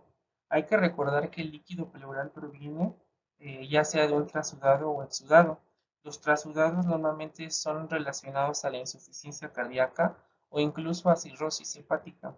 En cuanto a los exudados, es cuando vienen correctamente al laboratorio por diagnóstico porque puede relacionarse con una infección, tuberculosis, el probable diagnóstico de cáncer, neumonías ocasionadas por virus, hongos y bacterias. Entonces, como recordatorio, en cuanto a los líquidos que provienen de exudado, vamos a tener diversos tipos de líquido pleural, por eso es que tenemos los colores y las apariencias y las texturas que estamos viendo en pantalla. Por ejemplo, el líquido hemático, que es el primero que tenemos aquí en la foto, es un líquido que tiene una alta cantidad de sangre y probablemente tenga coágulos de sangre, pero precisamente viene de un proceso traumático o de un hemitórax, por ejemplo, una lesión o una herida en el tórax, y entonces la cantidad de sangre es excesiva. Por eso es que tiene esta apariencia. Ahora bien, podemos tener un empiema, por ejemplo, como el de aquí abajo. La empiema puede generarse o es más bien pus por alguna neumonía previa que puede provenir de algún absceso pulmonar o alguna enfermedad previa que se diseminó a pleura. Entonces, esta es la apariencia del empiema. Es bastante purulento. Podemos tener el lechoso, que está aquí abajo. Se le llama quilotórax también. Es una lesión o probable lesión en el conducto linfático del tórax por alguna obstrucción. Normalmente es debido a un tumor. Entonces también es frecuente toparnos con quilotórax en el laboratorio, ¿no? Y bueno, también pueden tener alto contenido en grasa y colesterol.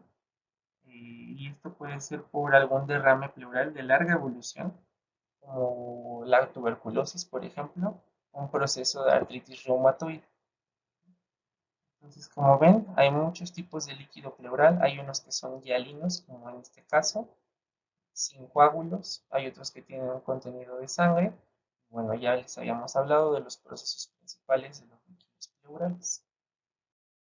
Ahora, ¿qué tipo de pruebas microbiológicas se le realizan a un líquido pleural? Para empezar están las preliminares, que son las tinciones, lo cual es muy importante realizarlas correctamente, puesto que nos van a guiar al diagnóstico presuntivo o al diagnóstico final y a la identificación del microorganismo. Dentro de ellas está el Gram y el Sid-Nielsen. Aquí en pantalla estamos viendo dos tinciones de Gram. De hecho, es la misma muestra. Lo que quiero que se ilustre perfectamente es la elaboración del frotis. Esto es importantísimo porque un buen frotis nos va a llevar a una buena visualización de los campos y a poder detectar los microorganismos. En este caso, el gram que se realizó a la misma muestra, bueno, en la primera foto está la laminilla realizada con la técnica de frotis sanguíneo, que es la técnica de la gota. lo cual favorece a la extensión del líquido, ya que no hay exceso de líquido en la preparación. Esta es la visualización del campo, donde podemos ver bacilos gram negativos y la celularidad diversa del líquido. Y en cambio, en la de abajo, vamos a observar todo lo contrario. Va a ser un problema poder teñir correctamente esta preparación. Tiene un exceso de muestra, es bastante grueso el frotis y la tinción, el resultado es realmente algo muy atiborrado. La celularidad sí se puede observar, pero las bacterias se pierden. Entonces, si no se sigue un control adecuado de calidad en la tinción de Gram, podemos confundir positivas con negativas y eso nos va a generar un poquito de conflicto. Entonces, sí les recomiendo realizar correctamente el frotis. La muestra debe de ser centrifugada para realizar el frotis y esto aumenta la probabilidad de recuperar los microorganismos y poderlos visualizar correctamente en las tinciones. Lo mismo aplica para el Signilsen. Entonces es crucial realizar un buen extendido y seguir los criterios de tinción establecidos por su manual de procedimientos de laboratorio para obtener una visualización de los microorganismos. En el área de bacteriología, la siembra de líquido pleural, como ya les había comentado, mínimo se necesita 1 mililitro de muestra, de 1 a 5 mililitros de muestra, y tenemos diversos medios para poder inocular el líquido. Está en agar sangre, el agar maconqui para gram negativos y el agar chocolate. Las condiciones de incubación son a 35 grados. Se puede añadir 5% de atmósfera de CO2 durante 48 horas. También es importante la siembra en medios para anaerobios, como en este caso tenemos el sistema GasPac y los diversos medios como el agar FEA, Brucella o BB y el caldo tioglicolato, caldo BHI, que también nos es muy útil para recuperar diagnóstico de enfermedades pleurales causadas por diversos microorganismos y no solo uno solo.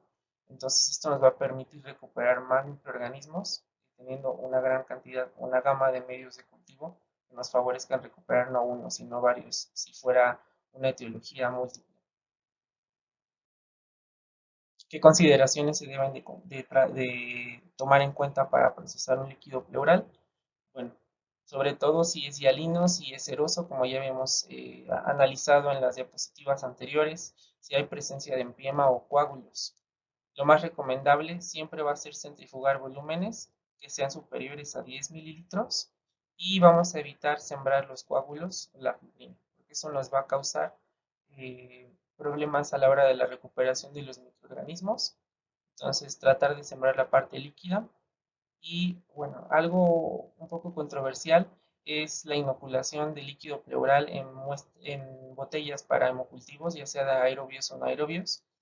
Hay diversas publicaciones al respecto, lo cual nos comenta, bueno, resulta caro porque las botellas son más caras que los medios de cultivo, pero sí es favorable la recuperación, al menos en el instituto hemos hecho la prueba con los medios de micobacterias, con el MicoF y con los medios de aerobios, y la recuperación ha sido favorable en cuanto al aislamiento de diversos microorganismos. Como es un caldo enriquecido, pues se recuperan favorablemente varios microorganismos.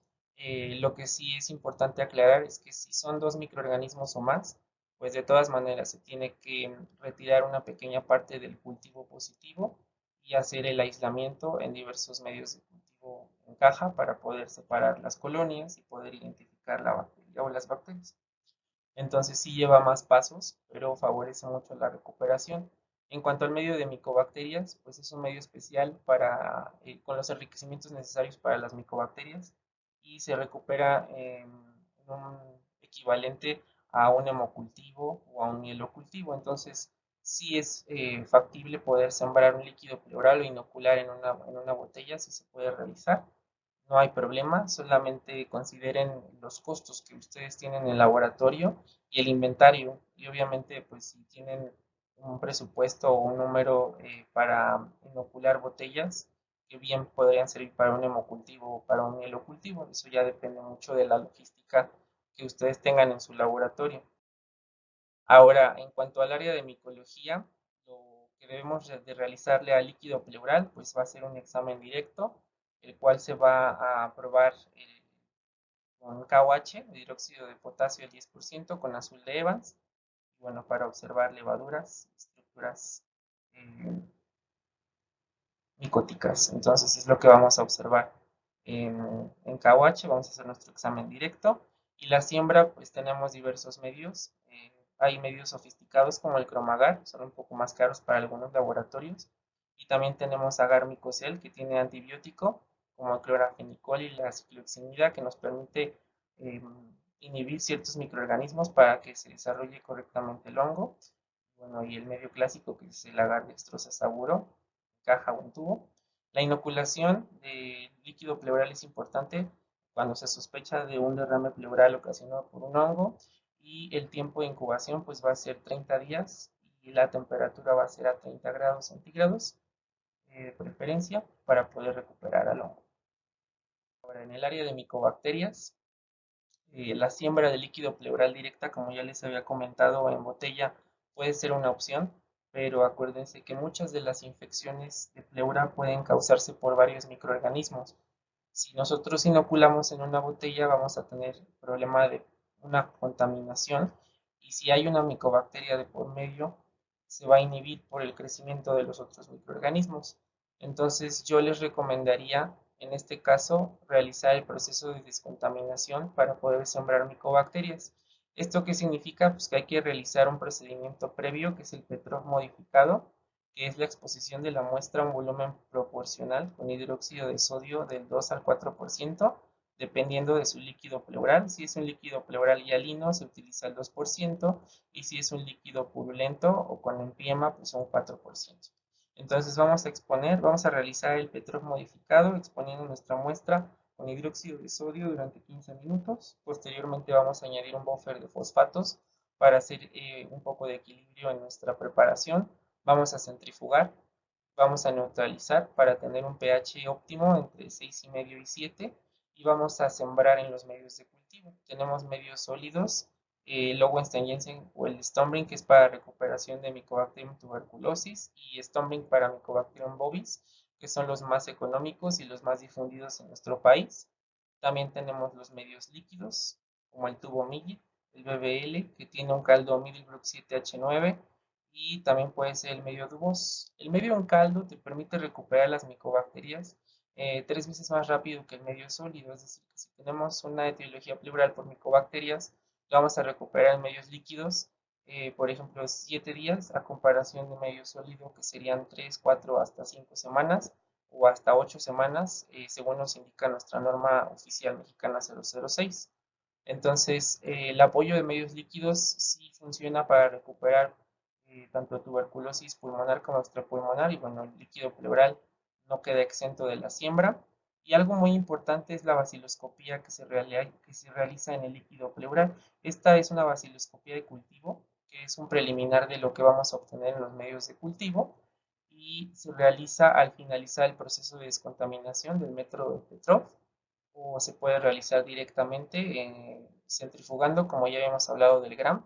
Lo más recomendable es hacerlo posterior a la descontaminación si es que se va a sembrar para micobacterias, para tener un preliminar de ese cultivo.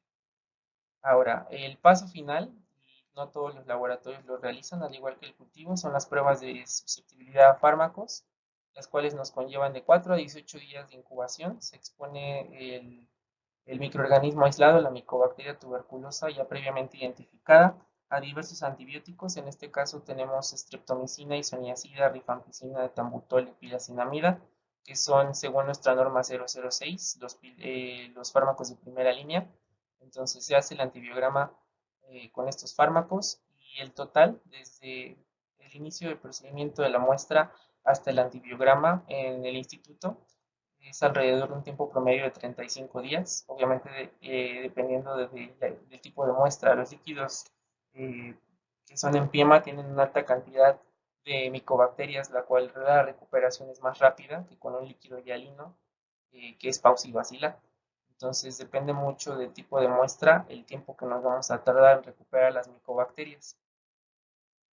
A pruebas de biología molecular, existen diferentes PCRs en tiempo real, que nos permiten detectar etiologías, por ejemplo, enfermedades de paneles de neumonía bacteriana. Tenemos varios kits que incluyen a los microorganismos principales: Streptococcus pneumoniae, Staphylococcus aureus, Mycoplasma pneumoniae, Moraxella catarrhalis, Haemophilus influenza. Estos microorganismos vienen en una PCR multiplex para detectar en este tipo de muestras el tipo de enfermedad bacteriana. Y también tenemos el Expert MTB RIF, que es el que tienen en pantalla, que nos permite recuperar o identificar Mycobacterium tuberculosis complejo y también saber si hay resistencia o no a rifampicina. Obviamente hay puntos críticos en cuanto a las técnicas moleculares. En cuanto a tiempo real, el punto crítico es realizar una buena extracción de DNA y centrifugación de la muestra. Sí, es básico para poder concentrarla y tener mayor cantidad de material genético bacteriano y poder detectar correctamente a los microorganismos por estos procedimientos. En cuanto al expert, se ha comentado en los documentos de la OMS que para líquidos pleurales tiene muy bajo rendimiento. Lo más aconsejable es someter la prueba molecular, o en este caso el expert, con una biopsia de pleura, puesto que este es el punto de fuga de los bacilos a la cavidad pleural. Entonces, es importante que se los mencione. Si ustedes van a solicitar de todas maneras el análisis de líquido pleural y someterlo a una PCR para TB, yo siempre les recomiendo que a la par, al igual que lo dice la OMS y las autoridades sanitarias, realicen el cultivo de micobacterias para poder aumentar la probabilidad de detección de Mycobacterium tuberculosis, ya sea con cultivo o con algún método molecular. Ahora tenemos líquido cefalorraquídeo. En este caso, en el laboratorio vamos a trabajar diversas pruebas. Para hacer un pequeño recordatorio, el líquido cefalorraquídeo se recupera cuando hay sospecha de enfermedades en el sistema nervioso central, propiamente la meningitis.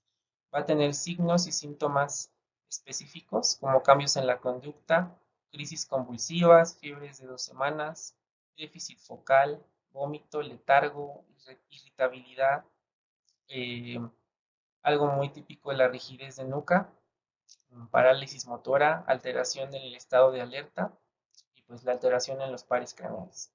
Entonces, algunos de estos, menos o más signos y síntomas, van a sospechar los médicos en casos de meningitis, y es cuando toman el líquido cefalorraquídeo y lo envían al laboratorio.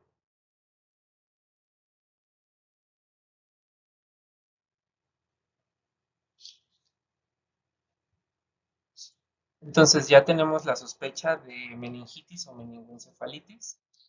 ¿Y qué es lo que procede? Bueno, pues la etiología puede ser causada por bacterias, hongos, virus y parásitos. En cuestiones de meningitis neonatal, es muy común que sean debidas a Streptococcus agalactiae, a Listeria monocytogenes y a Escherichia coli. Cuando hay meningitis pediátrica y en adultos mayores, también se sospecha de Neisseria meningitidis, de Streptococcus pneumoniae y de Haemophilus influenza. Y cuando tenemos pacientes inmunocomprometidos, se sospecha principalmente de Mycobacterium tuberculosis, de Cryptococcus y casos de sífilis. ¿Cómo se hace el diagnóstico de una meningitis o de una meningoencefalitis? Bueno, pues en cuanto a las pruebas de gabinete, se realizan tomografías, la tomografía axial computarizada, la TAC, que están viendo en pantalla, para evaluar las partes del cerebro que están inflamadas o que tienen algún daño por la meningitis, y la imagenología. Es algo muy importante, y también es importante tomar imagen de otros órganos, en el caso de los pulmones, por si se sospecha de una diseminación de Mycobacterium tuberculosis. Bueno, pues el origen del caso puede ser pulmonar o de otra índole, y la diseminación linfohematógena favoreció a que llegara a meninges.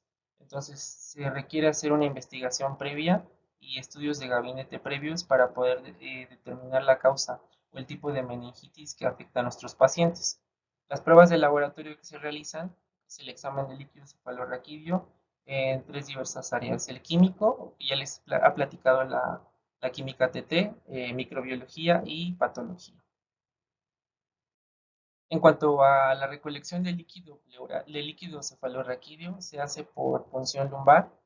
Como ustedes están viendo en la imagen, el paciente se coloca en esa posición, eh, se le procede la raquia y se recupera el líquido con una jeringa por goteo, y vamos a tener cierto control de presión. Se le va a checar la presión al líquido cefalorraquídeo y se va a disponer de él en tubos numerados. Es muy importante que los tubos se numeren y que el médico esté consciente de el número que representa cada uno de los tubos durante la punción, porque de eso depende el tipo de pruebas que se puede realizar o que se recomienda realizar en cuanto al orden de la punción.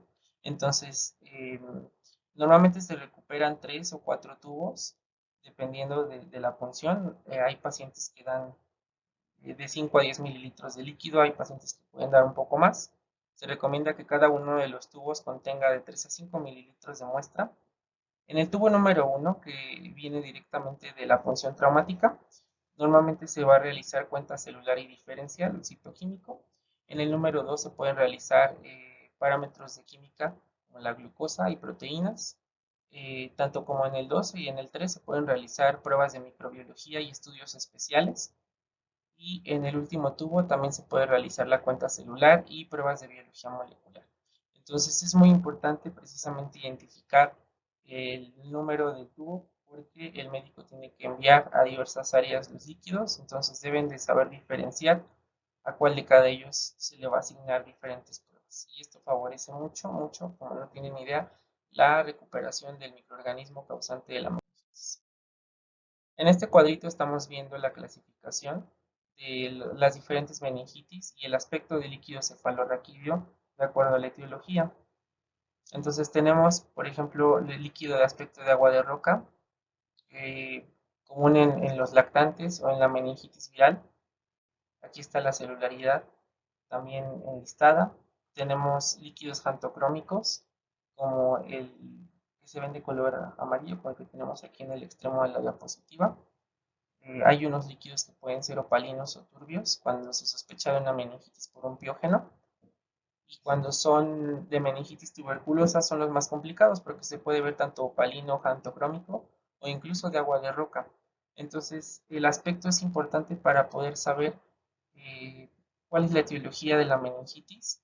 La celularidad también es muy importante. El predominio, si es que hay linfocitos o polimorfonucleares.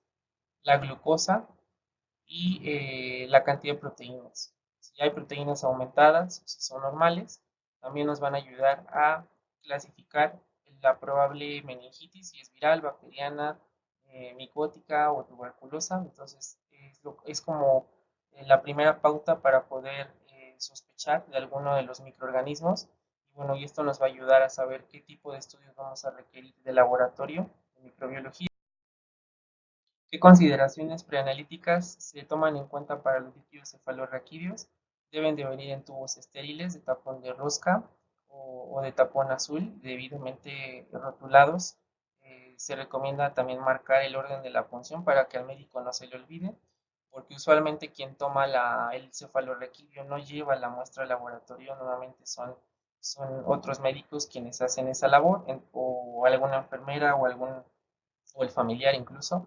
Entonces, es importante que vengan rotulados con los datos completos del paciente y sobre todo el número de la punción.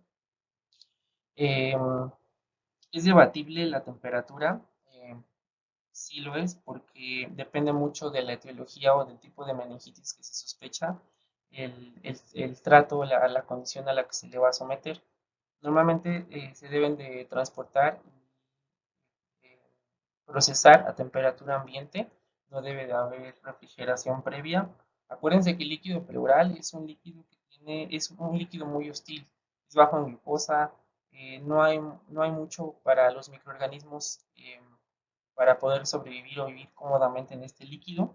Entonces, normalmente son pocas las cantidades de microorganismos que hay en el líquido.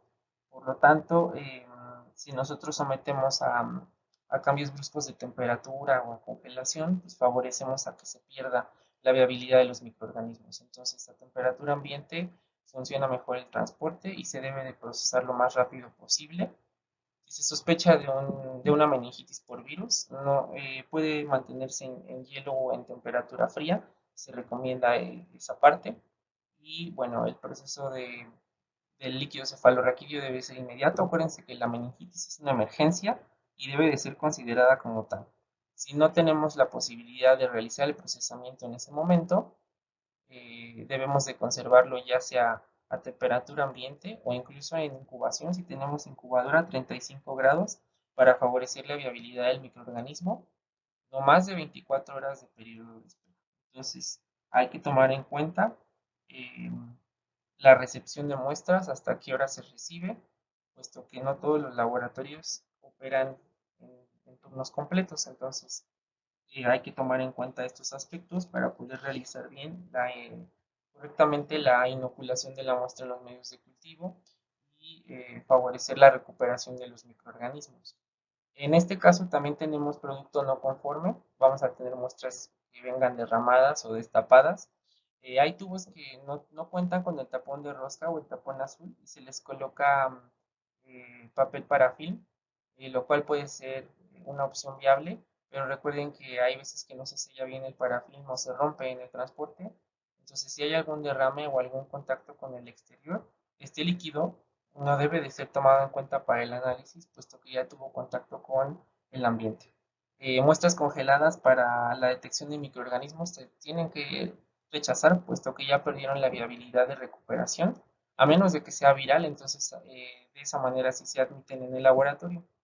Es importante, aquí ya se vuelve un poco más complejo porque hay que distinguir para qué estudios viene el líquido cefalorraquídeo y las condiciones en las que se fue transportada y las condiciones de almacenamiento que se deben de considerar para favorecer la recuperación del microorganismo. Las pruebas microbiológicas que vamos a realizar, bueno, tenemos nuestros preliminares, las tinciones, el Gram y el Nielsen, las cuales también son muy controversiales para un líquido cefalorraquídeo, puesto que la cantidad de microorganismos que tiene el líquido es muy poca. Entonces, muchos de nosotros debatimos si vale la pena realizar un extendido previo o centrifugar la muestra para poder visualizar los microorganismos por alguna tinción. Es muy debatible. Eh, es valiosa la información porque nos va a permitir recuperar un conocimiento preliminar al cultivo, saber qué microorganismo probable puede tener el líquido. Nos facilita la solicitud de estudios porque podemos solicitar hongos o micobacterias por la visualización previa. Y bueno, algo crítico es centrifugar el líquido cefalorraquídeo durante 10 minutos a 2000 gravedades. El volumen que se tiene que tomar en cuenta es mínimo 1 mililitro y se tiene que aspirar el sobrenadante y resuspender el pellet con un vortex y no con pipeta porque corremos el riesgo de que el botón quede adherido a la parte interna de la pipeta y bueno, y esto favorece a que no se distribuya correctamente en los extendidos o en los medios de cultivo y realizar el extendido con una gota, no exceder el volumen de cefalorraquídeo para los extendidos, puesto que es una muestra muy valiosa y se van a emplear normalmente para cultivo o para pruebas moleculares. Entonces, todos estos aspectos se tienen que tomar en cuenta y lo importante o en lo que más nos debemos de fijar es en cuánto volumen tenemos para trabajar, porque si tenemos 5 o 10 mililitros, bueno, no va a haber mucho problema en cuanto a la disponibilidad, pero líquidos que, por ejemplo, vienen con menos de un mililitro, hay que tomar en cuenta qué es lo que vamos a realizar, se van a poder realizar todos los estudios. En cuanto a bacteriología, requerimos 1 mililitro de cefalorraquídeo para poder sembrar en medios, podemos sembrar en agar sangre, maconque y chocolate. También se puede sembrar en caldo tioglicolato o en caldo BHI para recuperar el microorganismo. Y bueno, una práctica que ha venido creciendo a lo largo de este siglo es la siembra en las botellas. Una siembra directa en botellas de mocultivo, ya sea el sistema que ustedes gusten, el Bactalet, el PETS, que es para pediátricos, y en donde se recupera la mayor cantidad de microorganismos o de hemocultivo también. Entonces es recomendable sembrar 1 mililitro de cefalorraquídeo en estas botellas y sí favorece la recuperación de los microorganismos. De igual manera, para micobacterias se puede utilizar el medio MicoF o el específico para las Mycobacterium tuberculosis. Entonces también es válido. Depende de los recursos que ustedes tengan en su laboratorio para trabajar, si van a utilizar cajas con medio de cultivo, van a utilizar caldos o van a utilizar botellas. Entonces, eso es a consideración de sus recursos y de la disponibilidad que tengan en el laboratorio, ¿sí? En cuanto a la detección de hongos, se va a realizar la tinta china, que es muy importante para la observación directa de criptococos, la famosa tinción de tinta china, que la tenemos aquí en pantalla, donde vamos a observar las levaduras con su cápsula. Entonces, esto nos va a favorecer la sospecha de criptococos, la siembra en agar dextrosa saburó, en agar alpiste, en cromagar. Y bueno, también hay algunas pruebas de aglutinación recomendadas para líquido cefalorraquídeo, como las que ustedes están viendo en pantalla. Y igual el periodo de incubación de estos medios de cultivo son 30 días, 30 grados centígrados, y la constante revisión de los medios de cultivo semanalmente o cada 5 días. Recuerden que los hongos tardan un poquito más en crecer y pues, sobre todo si se sospecha de criptococo, pues la levadura en el agar correspondiente. Ahora, en cuanto a micobacterias, eh, la siembra del líquido cefalorraquídeo se recomienda que se haga directa, puesto que es una muestra muy delicada. No se recomienda realizar el método de Petrov, como en el caso del líquido pleural, porque normalmente la etiología de la meningitis es por un solo microorganismo. Es difícil que venga contaminado el líquido cefalorraquídeo con más bacterias, a menos de que haya algún problema con la punción, con el proceso, con el transporte, pero se asume que es un líquido estéril, que solamente contiene un microorganismo. Entonces se recomienda realizar el cultivo directo sobre los medios de cultivo sólidos o líquidos según dispongan en su laboratorio o en botellas como ya les había mencionado, lo cual favorece mucho la recuperación. Hay que tomar en cuenta que el líquido cefalorraquídeo es una muestra pausivacilar, por lo cual va a tomar un poco más de tiempo que en una muestra bacilífera con una expectoración o una muestra pulmonar. Se va a tomar más tiempo en recuperar la micobacteria. Y bueno, algo muy debatible es si podemos realizar la baciloscopía de líquido pleural. Sí se puede, de líquido cefalorraquídeo, sí se puede realizar sin ningún problema, pero hay que tomar en cuenta la consideración de la centrifugación y de que esa muestra nos va a servir para sembrar muchos medios de cultivo. Normalmente piden muchos estudios del mismo líquido cefalorraquídeo para microbiología, entonces yo se los dejo a su consideración. Realizar la baciloscopía, qué tan favorable es realizarla, si es una muestra pausibacilar, si tiene menos de 10 bacilos, quedan en la laminilla, pues ya no vamos a poder tener esos bacilos viables para poderlos cultivar, entonces por lo cual sí es algo controversial y es algo opcional, no es obligatorio anularlo o permitirlo. Les repito que eso es a consideración de sus procedimientos de laboratorio.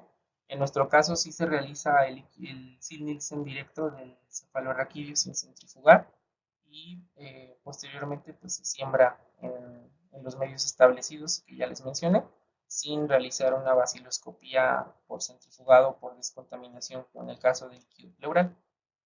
Y adicional a esto, pues ya cuando se cultiva y se deja en incubación, sale un cultivo positivo, se hacen pruebas de identificación por molecular y también se hacen pruebas de sensibilidad para poder tener el perfil completo de Mycobacterium tuberculosis y su perfil de susceptibilidad. Y en cuanto a biología molecular, bueno, para líquido cefalorraquídeo hay una gran cantidad de paneles moleculares basados en PCRs de tiempo real o multiplex, panel bacteriano que nos permite detectar Neisseria meningitidis, Streptococcus agalactiae, Listeria monocytogenes, Haemophilus influenza, Streptococcus pneumoniae. Tenemos el expert que nos permite recuperar Mycobacterium tuberculosis complejo y la resistencia a rifampicina, pruebas para panel viral como adenovirus, herpesvirus, varicela zoster, Epstein-Barr, citomegalovirus, enterovirus. Incluso hay unos que nos permiten detectar sífilis, toxoplasma y borrelia. Entonces aquí hay una gran cantidad de pruebas moleculares, puesto que el líquido cefalorraquídeo tiene muy poca cantidad de microorganismos, entonces una PCR es una prueba ideal porque va a favorecer la amplificación de este material genético tan escaso que tiene la muestra para poder realizarse la detección óptima. Entonces es importante que ustedes consideren pruebas moleculares en su laboratorio para trabajar este tipo de muestras de líquido cefalorraquídeo. En cuanto al expert, es importante mencionar que la OMS lo recomienda como un método de emergencia. No es el estándar de oro, el estándar de oro es el cultivo para Mycobacterium tuberculosis, pero la OMS lo recomienda ampliamente por la emergencia de la enfermedad. Entonces, ese paréntesis es importante que se los haga porque siempre hay dudas al respecto sobre si procesar una PCR para cefalorraquídeo o cultivarla. Lo ideal es hacer las dos cosas, pero si ustedes tienen déficit en volumen, bueno, pues ustedes tienen que considerar si se le va a dar peso a la molecular o al cultivo. Ya les di la pista de que el cultivo es el estándar de oro, pero bueno, eso depende del procedimiento que tienen ustedes en su laboratorio. Pues para las pruebas virales y bacterianas no hay mayor problema. El punto crítico aquí es la extracción de DNA. Se tiene que hacer correctamente de acuerdo al kit que tengan disponibles en sus áreas. Y esto es con respecto a las técnicas de biología molecular. Y bueno, el volumen mínimo para trabajar igual es 1 mililitro de líquido cefalorraquídeo. Erróneamente se toma en cuenta como que con 1 mililitro de cefalorraquídeo podemos hacer milagros, como aquí los puse en la diapositiva. Pero bueno, si nosotros tenemos un volumen escaso de cefalorraquídeo, hay que tomar en cuenta, hay que priorizar o preguntarle al médico cuál es la sospecha de la meningitis para que nos vaya orientando y nosotros también sepamos cuál es la prueba prioritaria para ese tipo de muestras. Eh, Incluso he tenido la experiencia de recibir médicos que me preguntan, oiga, ¿qué más le podemos meter al cefalorraquídeo? Entonces no es una prueba como del súper, a ver de qué más le metemos, sino que es muy delicada y mientras más preciso se sea con el diagnóstico, mejor y más probable es la recuperación del microorganismo y la identificación de acuerdo al tipo de meningitis. En cuanto a otros líquidos, bueno, pues tenemos el líquido peritoneal, el líquido sinovial y el pericárdico, em, los cuales también van a llevar preliminares, tensiones, cultivo de bacterias, hongos, micobacterias y pruebas de biología molecular. Estos líquidos son menos frecuentes, no tienen alta frecuencia como por ejemplo un pleural o un cefalorraquídeo, pero es importante mencionarlos porque también se reciben en el laboratorio y se debe de establecer procedimientos para poder trabajar estos líquidos. Entonces yo les traigo un ejemplo pequeño de una tabla que tenemos en el instituto, en nuestro manual de procedimientos, se las comparto, donde vienen los líquidos a trabajar, que son los más comunes, y los estudios y los preliminares que se realizan. Como ustedes ven, los preliminares los realizamos en todos los líquidos, para Gram y Nielsen, todos los líquidos llevan preliminares incluyendo el líquido pericárdico. Obviamente debe de haber destreza en la elaboración del extendido, como ya les había comentado con el pleural y en este caso con el pericárdico que tiene un alto contenido en sangre. Debemos de realizar la técnica de la gota para tener un buen frotis y poder realizar una buena tensión que sea útil realmente como preliminar. Y en cuanto a medios de cultivo, bueno, pues ustedes pueden enlistar los que sean. Nosotros tenemos el agar sangre carnero, gelos a chocolate, el maconqui, el fea, el caltiolicolato. En algunos casos disponemos de botellas para poder hacer la siembra, como en el cefalorraquídeo. Y en el sinovial también tenemos botella. Y bueno, pruebas especiales. En el caso del pleural se realiza el KOH o en el cefalorraquídeo realizamos tinta china para la detección de las levaduras de criptococo. Entonces, yo les recomiendo que en su manual de procedimientos o en su área de trabajo tengan esta tabla amplificada o bien ubicada, porque cuando recibimos diferentes líquidos, debemos de orientarnos y de saber qué medios vamos a emplear y para qué. Entonces, es muy importante tener esto en consideración en su laboratorio. Esta plática funciona como un pequeño recordatorio de todo lo que realizamos en el laboratorio de microbiología en cuanto a los líquidos corporales. Eh, Obviamente esto no se trabaja solamente para microbiología, sino que va relacionado con el área clínica, con patología, que es muy importante, y la comunicación directa con el médico. Entonces es lo que nos lleva al éxito de la detección de las patologías en cuanto a líquidos orgánicos, que es un área polifacética. Va relacionada con diversas áreas y también con diversos especialistas. Entonces, es un gusto para mí estar platicando con ustedes de los líquidos y de sus requisitos para microbiología. Y bueno, gracias por su atención.